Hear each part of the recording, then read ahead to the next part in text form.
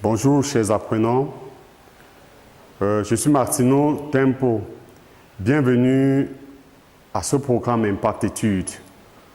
Aujourd'hui, nous allons parler de l'application des lois de Newton à l'étude des mouvements plans, particulièrement le mouvement d'un projectile dans un champ de pesanteur supposé uniforme.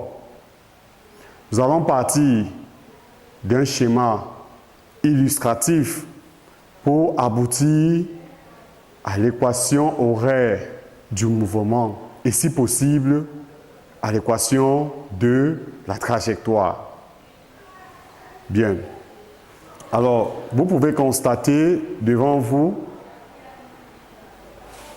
le mouvement d'une balle de tennis lancée à une hauteur O, M0 et qui se balade dans le champ de pesanteur jusqu'au point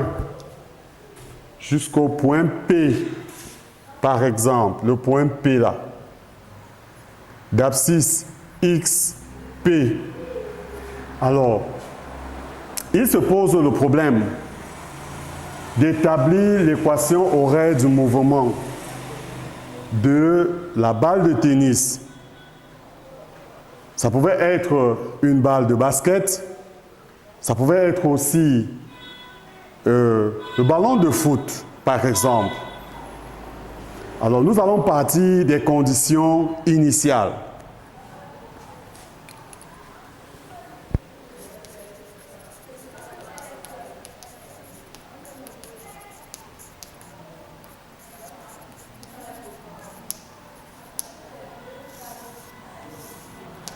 Bien, ici, à t égale 0, le projectile est au point M0 et nous pouvons écrire OG0, G0 étant le centre de gravité de notre projectile.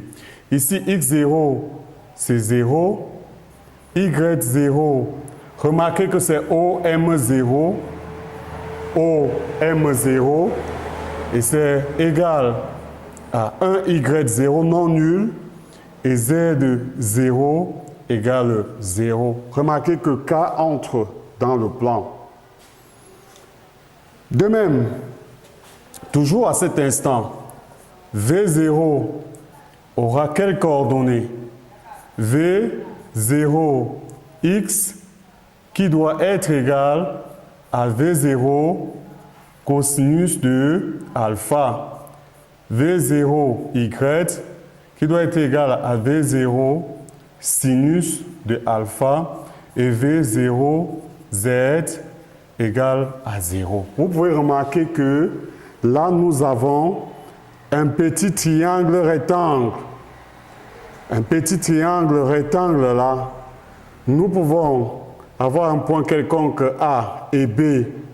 Et si nous voulons le cosinus de alpha, c'est égal au côté adjacent, c'est-à-dire M0B sur l'hypoténuse. L'hypoténuse étant V0. Cela signifie que M0B égale à V0 cosinus de alpha. C'est pour cette raison que je mets V0 cosinus alpha.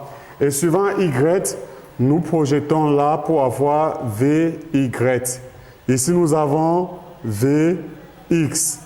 Or, VY, M0 là, c'est bel et bien, n'est-ce pas, le côté opposé à l'angle alpha.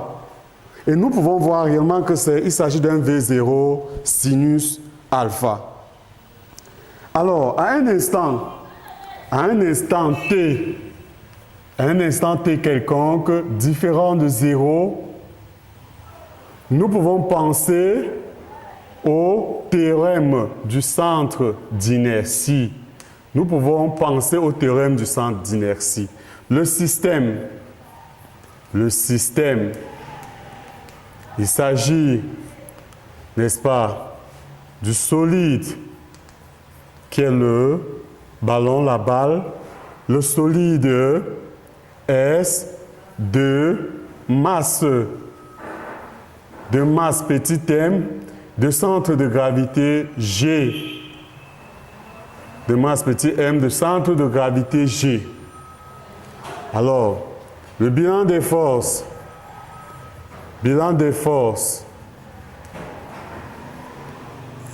En négligeant la résistance de l'air et certaines forces de frottement, nous n'avons que le poids P du projectile. Alors, prenons le référentiel. Alors, nous allons prendre un référentiel terrestre supposé galiléen. Et à ce référentiel, nous allons lier, n'est-ce pas, nous allons lier le repère OIJK. À ce niveau, nous pouvons appliquer aisément le théorème du centre d'inertie, c'est-à-dire la somme des forces extérieures est égale au produit de la masse par le vecteur accélération du centre d'inertie. Et à ce niveau, nous pouvons remplacer la somme des forces par le poids. C'est tout simplement égal à m accélération du centre d'inertie. Prenons alors m multiplié par g qui est le poids, égal à m la masse multiplié par l'accélération du centre d'inertie. En simplifiant tout simplement les masses, on obtient g est exactement égal collinéaire à l'accélération du centre d'inertie. Et c'est une bonne relation que nous pouvons déjà prendre en considération. Alors, par projection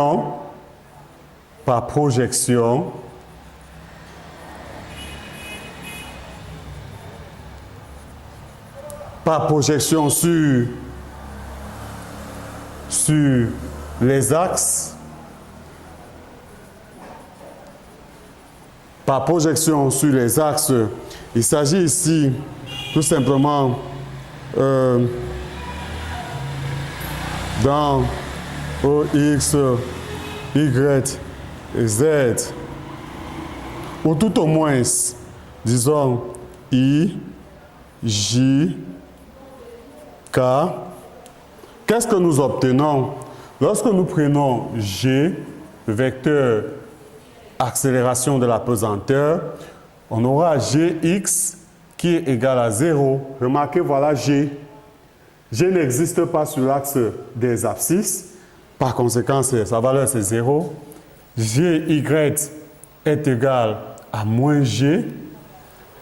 Regardez, Y est orienté vers le haut, alors que G est orienté vers le bas. Alors, et G, Z égale à 0. Ceci implique que, puisque A égale G, que A aura quelles coordonnées? Nous aurons tout simplement AX qui est égal à 0, AY égale à moins G, AZ égale à 0. À partir de cette équation, nous pouvons déterminer la vitesse du projectile à la date t différente de 0. Nous aurons tout simplement V aura pour coordonnées Vx égale à V0x et c'est égal à V0 cosinus de alpha. Vy sera égal à V0y égale à V0 sinus alpha. Clairement, Vz est constamment égal à 0. On en déduit que le vecteur position du centre de gravité aura pour coordonnées xt, c'est une fonction de temps, une équation horaire. Ce sera tout simplement égal à V0, la primitive de cette fonction. V0 cosinus alpha multiplié par t YT doit être égal à, que dirais-je, YT devrait être égal à quoi là? Bon, ici nous avons GT, ici GT plus V0 sinus alpha, en tenant compte des conditions de départ. Donc, et là, nous aurons moins 1 demi de GT au carré plus V0 sinus alpha, le tout multiplié par T. Et Z T est égal à 0. À ce niveau, nous pouvons déjà faire un commentaire. Cette relation caractérise l'équation horaire du mouvement du projectile dans un référentiel galiléen, n'est-ce pas, où est lié un repère OIJK. C'est une équation paramétrique, une équation horaire. Pourquoi? Parce que à chaque instant, on peut déterminer la position du mobile ou bien du projectile. En donnant une valeur à T, nous avons exactement la position, n'est-ce pas, du projectile. Vous voyez, nous allons continuer en déterminant l'équation horaire du mouvement. La loi, pas la loi horaire, je voulais dire, autant pour moi, l'équation de la trajectoire. En regardant le schéma, la trajectoire, c'est l'ensemble des positions successivement occupées par le mobile au cours de son mouvement. Lorsque vous regardez la trajectoire, nous pouvons constater clairement que la trajectoire est une parabole. Et là, il va falloir prouver en trouvant l'équation de cette trajectoire et en montrant que c'est l'équation d'une parabole. Deuxième point, équation de la trajectoire.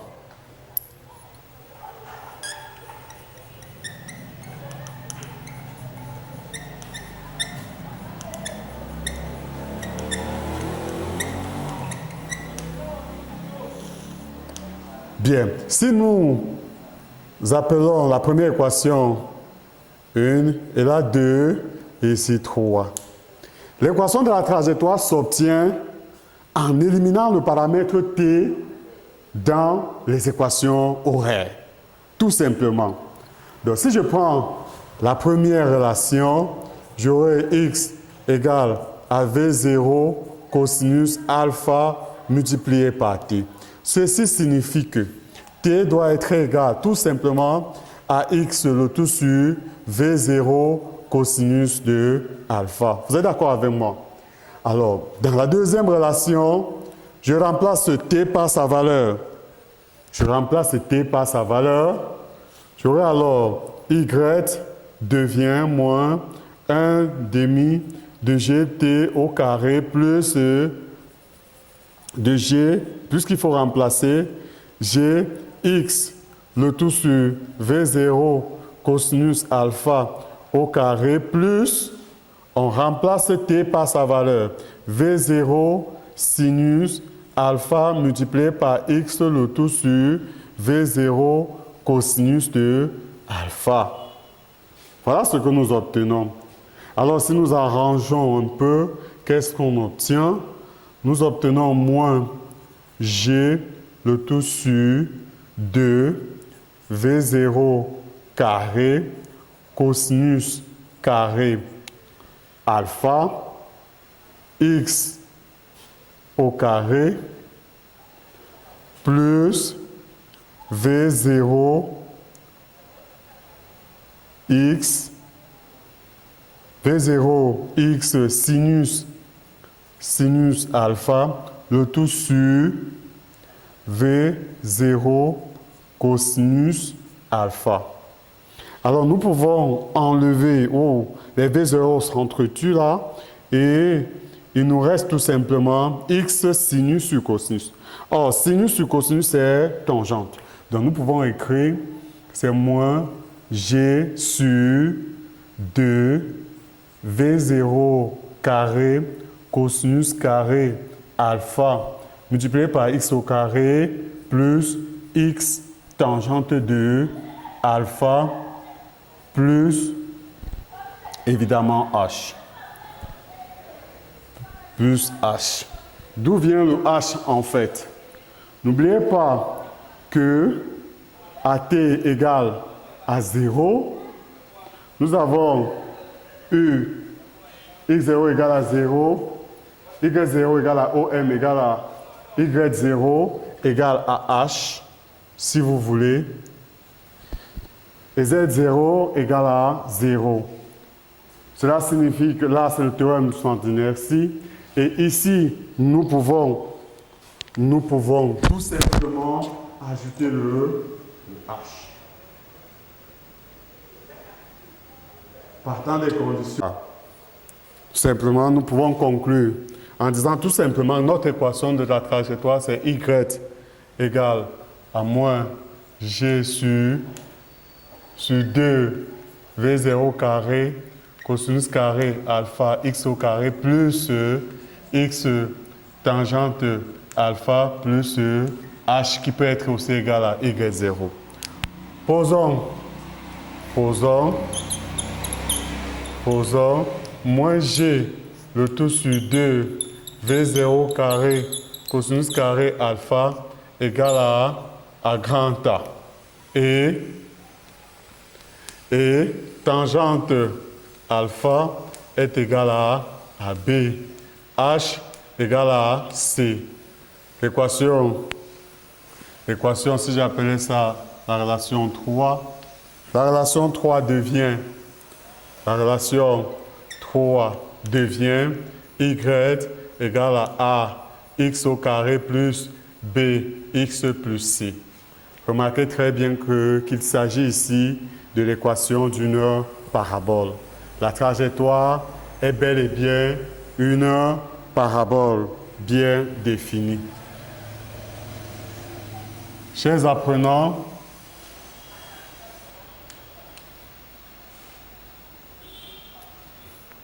nous pouvons conclure en disant tout simplement que le mouvement d'un projectile dans un champ de pesanteur supposé uniforme, lancé avec une vitesse, n'est-ce pas, V0, faisant un angle alpha avec l'horizontale, est un mouvement parabolique.